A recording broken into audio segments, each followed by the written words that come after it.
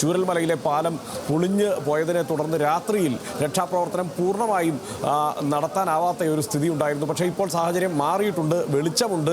രക്ഷാപ്രവർത്തനം അതുകൊണ്ട് തന്നെ ആ പൊളിഞ്ഞ പാലത്തിലൂടെയുള്ള രക്ഷാപ്രവർത്തനം ഇപ്പോൾ ആരംഭിച്ചിരിക്കുകയാണ്. അതിനപ്പുറത്ത് ഗ്രാമത്തിൽ ഒറ്റപ്പെട്ടവരെ ഇവിടേക്ക് എത്തിക്കാനുള്ള ശ്രമം നടക്കുന്നു, പരുക്കേറ്റവരെ പുറത്തേക്ക് എത്തിക്കാനുള്ള ശ്രമം നടക്കുന്നു. അനഘ ഇപ്പോൾ സംഭവ സ്ഥലത്ത് നിന്ന് നമ്മോടൊപ്പം ചേരുന്നുണ്ട്. അനഘ, പാലം പൂർണ്ണമായും പുനർനിർമ്മിച്ചുകൊണ്ടൊരു രക്ഷാപ്രവർത്തനം എന്തായാലും സാധ്യമാവില്ല, അതുകൊണ്ട് തന്നെ കൂടുതൽ ദുഷ്കരമായിരിക്കും അവിടുത്തെ രക്ഷാപ്രവർത്തനം. എന്താണ് വിവരങ്ങൾ? കൂടുതൽ ദുഷ്കരം തന്നെയാണ്. കാരണം പാലം ഒന്നാകെ ഒലിച്ചുപോയ ഒരു സാഹചര്യമാണ് ഉള്ളത്. റോഡടക്കം നിലവിൽ ഒലിച്ചു പോയിട്ടുണ്ട്. ചുരൽമലയിലെ റോഡടക്കം നിലവിൽ ഒലിച്ചു പോയിട്ടുണ്ട്. നിലവിൽ NDRFന്റെ അടക്കം നേതൃത്വത്തിൽ ഇത്തരത്തിൽ ഈ അക്കരെ റോഡിന് അക്കരെ ഈ വീടുകൾക്കുള്ളിൽ കുടുങ്ങിപ്പോയ ആളുകളെ രക്ഷപ്പെടുത്തുന്ന ദൃശ്യങ്ങളാണ് നമുക്കിപ്പോൾ കാണുവാൻ വേണ്ടി സാധിക്കുന്നത്. ഇവരെ NDRFന്റെയും പോലീസിന്റെയും നാട്ടുകാരുടെയും അടക്കം നേതൃത്വത്തിൽ വളരെ ദുഷ്കരമായി തന്നെയാണ് ഇത്തരത്തിൽ ഒരു ഏണി വെച്ച് അപ്പുറത്തേക്ക് കടന്നുകൊണ്ട് തന്നെ ചെന്ന അവിടെ നിന്ന് ആളുകളെ വീട്ടിൽ ഉള്ളിൽ നിന്ന് ഇക്കരെ എത്തിച്ച് ഈ ആംബുലൻസിലേക്ക് മാറ്റുകയും പിന്നീട് മേപ്പാടിയിലെ സ്വകാര്യ ആശുപത്രിയിലേക്ക് മാറ്റുകയും ചെയ്യുന്ന ദൃശ്യങ്ങളാണ് നമുക്ക് ഇപ്പോൾ മനസ്സിലാക്കാൻ വേണ്ടി സാധിക്കുന്നത്. സ്ത്രീകളും കുട്ടികളും പ്രായമായവരും ഉൾപ്പെടെയുള്ള നിരവധി ആളുകൾ ഇത്തരത്തിൽ വീടിനുള്ളിൽ കുടുക്കിക്കിടന്നിരുന്നു. ഈ ദൃശ്യങ്ങളിൽ തന്നെ നമുക്ക് മനസ്സിലാക്കാൻ വേണ്ടി സാധിക്കും. എല്ലാവരുടെ ശരീരത്തിലും അടക്കം ഇത്തരത്തിൽ ചളി തുടങ്ങിയ ഒരു സാഹചര്യം ആണ് ഉള്ളത്. അതായത് ഒരു രാത്രി മുഴുവൻ ഈ പ്രദേശത്ത് ഇവർ ഭയപ്പാടോടെ ജീവിച്ചു എന്നുള്ളതാണ് ഏറെ പ്രധാനപ്പെട്ട കാര്യം. ഇത്തരത്തിൽ വൈദ്യുതി ബന്ധം പോലും അനഘ, അവിടെ എത്ര വീടുകൾ ഇതിൽ അകപ്പെട്ടിട്ടുണ്ടാകാം? നിലവിൽ ഇപ്പോൾ 30 വീടുകൾ അകപ്പെട്ടിട്ടുണ്ട് എന്നാണ് നമുക്കിപ്പോൾ ലഭ്യമാകുന്ന വിവരം. നമ്മൾ ഇപ്പോൾ നിൽക്കുന്ന സ്ഥലത്ത് പോലും നമ്മളിപ്പോൾ ദർശനയിൽ കാണുന്ന പ്രദേശം പോലും ഇത്തരത്തിൽ വീടുകൾ ഉള്ള പ്രദേശമാണ്. വീടുകൾ പൂർണ്ണമായും ഇത്തരത്തിൽ ഒലിച്ചു പോയിട്ടുണ്ട്. വീടുകൾ പൂർണ്ണമായും അടിയിലേക്ക് താഴ്ന്നുപോയ ഒരു സാഹചര്യം തന്നെ ഉണ്ടായിട്ടുണ്ട്. ഇത്തരത്തിൽ ഏകദേശം ഒരു 15ഓളം വീടുകൾ ഇത്തരത്തിൽ പൂർണ്ണമായും ഒലിച്ചു പോയിട്ടുണ്ട് എന്നാണ് നമുക്കിപ്പോൾ അവിടെ നിന്ന് രക്ഷപ്പെട്ടു വരുന്നവർ കാണാതായവരെ കുറിച്ച് നൽകുന്ന വിവരം എന്തെല്ലാമാണ്? എത്ര ആളുകളെ കാണാതായിട്ടുണ്ടാകാമെന്നുള്ള ഒരു പ്രാഥമിക വിവരം അവിടെ നിന്ന് ലഭ്യമാണോ?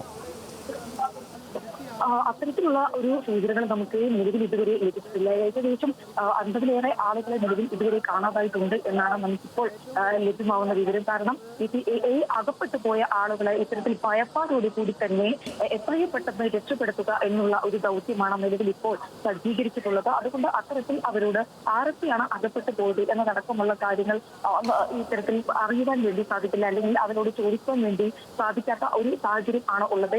ജീവനും കയ്യിൽ പിടിച്ച് ഓടിപ്പോകുന്ന ഒരു സാഹചര്യം, അല്ലെങ്കിൽ ജീവനും കയ്യിൽ പിടിച്ച് രക്ഷപ്പെട്ടു പോകുന്ന മണ്ണിനടിയിൽ കുടഞ്ഞു പോയ ആളുകൾ നേരിയ ശ്വാസത്താൽ മാത്രം രക്ഷപ്പെടുന്ന ഒരു സാഹചര്യം ആണ് ഉള്ളത്. അതുകൊണ്ട് തന്നെ ഇത്തരത്തിൽ ആരൊക്കെയാണ് ഇത്തരത്തിൽ ഇനിയും കുടുങ്ങിക്കിടക്കുന്നത് എന്നതടക്കമുള്ള കാര്യങ്ങൾ ഇനിയും പുറത്തു വരേണ്ടതായിട്ടുണ്ട്. നിലവിൽ 50ലേറെ ആളുകളെ ഇത്തരത്തിൽ കാണാതായിട്ടുണ്ട്. ചൂരൽമലയിൽ നിന്ന് മാത്രം ഇത്തരത്തിൽ 50ലേറെ ആളുകളെ കാണാതായിട്ടുണ്ട്. 15ലേറെ വീടുകൾ ഇത്തരത്തിൽ ഒഴുകിപ്പോയിട്ടുണ്ട്. ഇത്തരത്തിൽ നമ്മൾ നിൽക്കുന്ന സ്ഥലം പോലും വീടുകളുള്ള പ്രദേശമാണ്. റോഡ് ഉൾപ്പെടെ ഒലിച്ചു പോയിട്ടുണ്ട്. വീടുകൾ ഉൾപ്പെടെ ഒലിച്ചു പോയിട്ടുണ്ട്. വീടുകൾ പാടെ തകർന്ന നിലയിലാണ്. വീടുകളിലടക്കം വെള്ളം കയറിയ ഒരു സാഹചര്യമുണ്ട്. ഒരു രാത്രി മുഴുവൻ ഇത്തരത്തിൽ പല ആളുകളും വീടിനുള്ളിൽ കഴിഞ്ഞു പോയിട്ടുണ്ട്. മണ്ണ് പൊട്ടുന്ന നിലയിലും നിരവധി ആളുകളെ ഗുരുതരമായ സാഹചര്യത്തിൽ നിലവിൽ മേപ്പാടിയിലെ സ്വകാര്യ ആശുപത്രിയിലേക്ക് മാറ്റിയിട്ടുണ്ട്. ഏതായാലും ഈ ചൂരൽമലയിലാണ് നിലവിൽ ഇപ്പോൾ NDRFന്റെയും പോലീസിന്റെയും ഫയർഫോഴ്സിന്റെയും അടക്കം നേതൃത്വത്തിൽ സാധ്യമായ രീതിയിലുള്ള രക്ഷാപ്രവർത്തനങ്ങൾ അടക്കം നടന്നുകൊണ്ടിരിക്കുന്നത്. ഏതായാലും പ്രദേശത്ത് ഇപ്പോഴും മഴ തുടരുന്നുണ്ടോ അനഘ?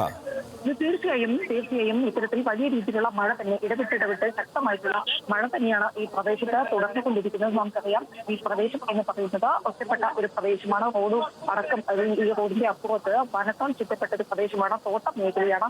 അതുകൊണ്ട് തന്നെ തോട്ടം മേഖലയിൽ ഇത്തരത്തിൽ തിരിച്ചുകൾ എത്രത്തോളം ഫലവത്തായിരിക്കും എന്നുള്ള കാര്യത്തിലടക്കം ആശങ്കയുണ്ട്. മാത്രമല്ല, കള്ളാടിപ്പുഴ കര കവിഞ്ഞ് ഒഴുകുകയാണ്. കള്ളാടിപ്പുഴയിൽ നിന്നാണ് ഇത്തരത്തിൽ വലിയ രീതിയിലുള്ള ഒരു മലവെള്ളപ്പാച്ചിലും ഉരുൾപൊട്ടലും സംഭവിച്ചത്. അതുകൊണ്ട് തന്നെ പുഴയടക്കം ഇത്തരത്തിൽ ഗതി മാറി ഒഴുകുന്ന ഒരു സാഹചര്യമാണ് ഉള്ളത്. അത്തരത്തിൽ പുഴയ്ക്ക് അക്കരയ്ക്ക് ഒരു തോണി ഏണിയടക്കം വെച്ചുകൊണ്ട് തന്നെ അതീവ ദുഷ്കരമായി തന്നെ തിരച്ചിലുകൾ നടത്തുകയാണ്. പക്ഷേ പുഴയാണ്, നമുക്ക് എപ്പോൾ എങ്ങനെ എന്ത് സംഭവിക്കും എന്നുള്ള കാര്യത്തിൽ വ്യക്തമല്ല. മലവെള്ളപ്പാച്ചിലും എത്ര ഉരുൾ പൊട്ടിയിട്ടുണ്ട് എന്ന് തന്നെ ഇപ്പോൾ സ്ഥിരീകരിക്കാനാവാത്ത ഒരവസ്ഥയുണ്ടല്ലേ? നേരത്തെ ഒരു ഉരുൾപൊട്ടൽ എന്ന വാർത്ത അറിഞ്ഞ് നമ്മൾ അവിടേക്ക് എത്തുമ്പോൾ 2 ഉരുൾ പൊട്ടിയിരിക്കുന്നു എന്നാണ് നാട്ടുകാർ നൽകിയ വിവരം.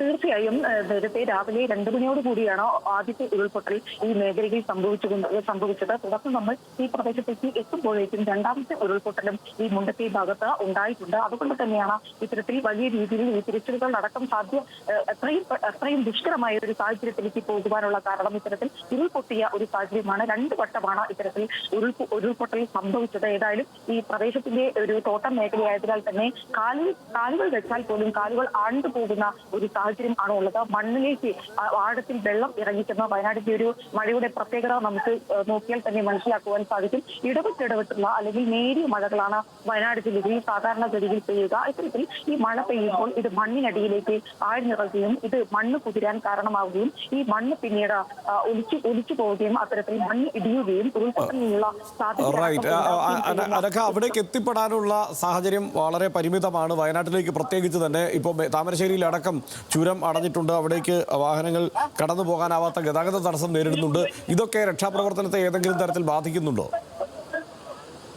നിലവിലിപ്പോൾ ഈ സംഭവ സ്ഥലത്ത് എത്തിച്ചേർന്നിട്ടുള്ള NDRFന്റെ സംഘത്തിന്റെ നേതൃത്വത്തിലുള്ള അല്ലെങ്കിൽ ഫയർഫോഴ്സിന്റെ നേതൃത്വത്തിൽ നേരത്തെ കൽപ്പറ്റയിൽ നിന്നാണ് ഇത്തരത്തിൽ ഫയർഫോഴ്സ് സംഘം നേരത്തെ ഈ കൽപ്പറ്റയിൽ നിന്ന് മേപ്പാടിയിലേക്ക് എത്തിയത്. ആദ്യഘട്ടത്തിൽ ഈ മേപ്പാടിയിലെ പോലീസ് ഫെസിലിറ്റി സമീപം എത്തിയപ്പോൾ തന്നെ ഈ പ്രദേശത്ത് മരം വീഴ ഇത്തരത്തിൽ ഈ പ്രദേശത്തേക്ക് എത്തിച്ചേരുവാൻ സാധിക്കാത്ത ഒരു സ്ഥിതി ഉണ്ടായിരുന്നു. പിന്നീട് ഫയർഫോഴ്സ് സംഘങ്ങൾ ഇത്തരത്തിൽ മരം വെട്ടിമാറ്റിക്കൊണ്ട് ഗതാഗതം പുനഃസ്ഥാപിക്കുകയായിരുന്നു. തുടർന്നാണ് ഈ പ്രദേശത്തേക്ക് ഇവർ എത്തിയത്. മാത്രമല്ല ഈ സമീപത്തെ ചുരമലയോട് ചേർന്ന മീരിക്കാപ്പ് എന്ന പ്രദേശത്ത് കാട്ടാനയും നേരത്തെ ഇറങ്ങിയിരുന്നു. അതും ഈ തിരച്ചിലുകൾ അല്പം വൈകാനുള്ള ഒരു കാരണമായി തന്നെ. പക്ഷെ അപ്പോഴേക്കും നാട്ടുകാരുടെ പരമാവധി സാധ്യമായ രീതിയിലുള്ള നാട്ടുകാരെല്ലാം തന്നെ ഈ സംഭവ സ്ഥലത്തേക്ക് എത്തിയിരുന്നു. പുത്തൂർ വയലിലെ പോലീസ് ഹെഡ് ക്വാർട്ടേഴ്സിൽ നിന്നടക്കമുള്ള പോലീസ് സേനാംഗങ്ങളും ഇത്തരത്തിൽ സംഭവ സ്ഥലത്തേക്ക് എത്തിയിരുന്നു. പുത്തുമലയിൽ നിന്ന് നമുക്ക് ഇവിടേക്ക് കാൽനടയായി സഞ്ചരിക്കേണ്ട ഒരു സാഹചര്യമാണ് ഉള്ളത്. അത്തരത്തിൽ പുത്തുമലയിലടക്കം വാഹനങ്ങൾ വെച്ചുകൊണ്ട് തന്നെ ആളുകൾ NDRFന്റെയും പോലീസിന്റെയും നാട്ടുകാരുടെയും ഫയർഫോഴ്സിന്റെയും നേതൃത്വത്തിലടക്കം ആളുകൾ കാൽനടയായി 2, 3, 4 കിലോമീറ്റർ സഞ്ചരിച്ചാണ് ഈ ചൂരൽമല പ്രദേശത്ത് 2 മണിക്കാണ് ആദ്യം ഉരുൾപൊട്ടിയത്. അതിനുശേഷം എത്ര സമയം കൊണ്ട് രക്ഷാപ്രവർത്തനം ആരംഭിക്കാനായിട്ടുണ്ട്? ഇപ്പോൾ ആരെല്ലാമാണ് രക്ഷാപ്രവർത്തനത്തിൽ പങ്കെടുക്കുന്നത്?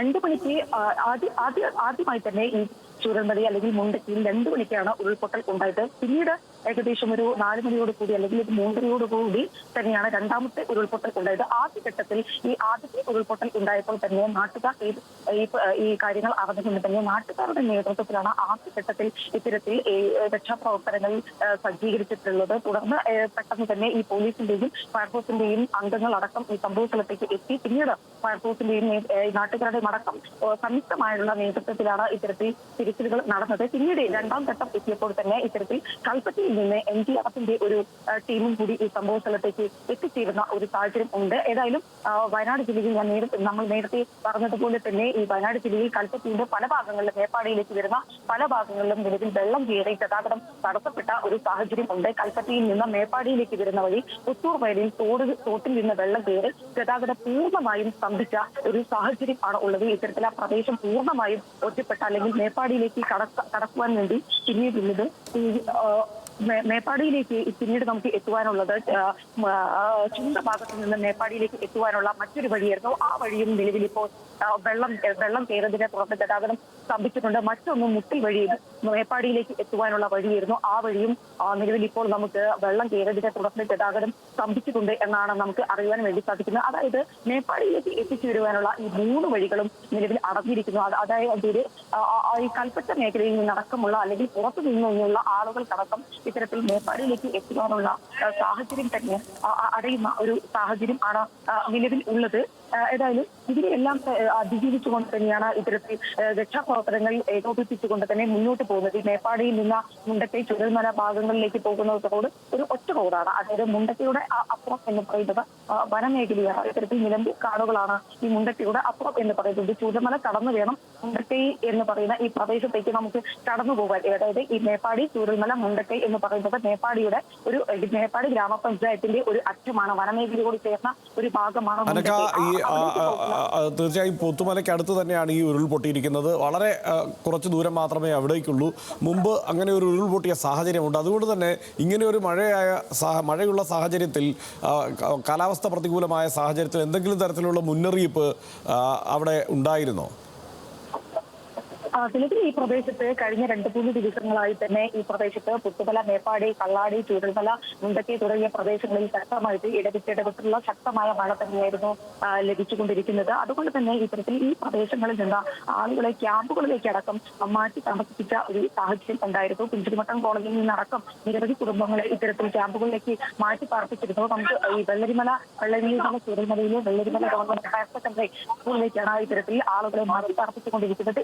അതായത് ഈ വെള്ളരിമല സ്കൂൾ ദുരിതാശ്വാസ ക്യാമ്പായി പ്രവർത്തിച്ചുകൊണ്ടിരിക്കുന്ന ഈ സ്കൂളിന് തൊട്ട് മുമ്പിലൂടെയാണ് ഇത്തരത്തിൽ മലവെള്ളപ്പാട്ടിൽ അല്ലെങ്കിൽ ഉരുൾപൊട്ടലിലെ വെള്ളം കടന്നുപോയത് എന്നുള്ളത് ഏറെ ആശങ്കാജനകമായ കാര്യമാണ്. ഈ സ്കൂളിനോട് ചേർന്നിട്ടുള്ള നിരവധി വീടുകളാണ്, ഈ സ്കൂളിന് തൊട്ടടുത്തുള്ള നിരവധി വീടുകളാണ് ദാരുണമായി ഇത്തരത്തിൽ ഈ മലവെള്ളപ്പാട്ടിലിൽ ഒലിച്ചുപോയിട്ടുള്ളത് എന്നുള്ളത് ഏറെ ആശങ്കാജനകമായിട്ടുള്ള കാര്യമാണ്. ആ വീടിനുള്ളവർ ഇത്തരത്തിൽ ഒലിച്ചുപോയിട്ടുണ്ടാവാം എന്നുള്ളൊരു നിഗമനത്തിൽ തന്നെയാണ്. പക്ഷേ ഈ വെള്ളരിമലയിലെ ദുരിതാശ്വാസ ക്യാമ്പിലേക്ക് മാറ്റിയ ആളുകൾക്ക് ആർക്കും തന്നെ നിലവിൽ മറ്റു പരിക്കുകളൊന്നും തന്നെയില്ല.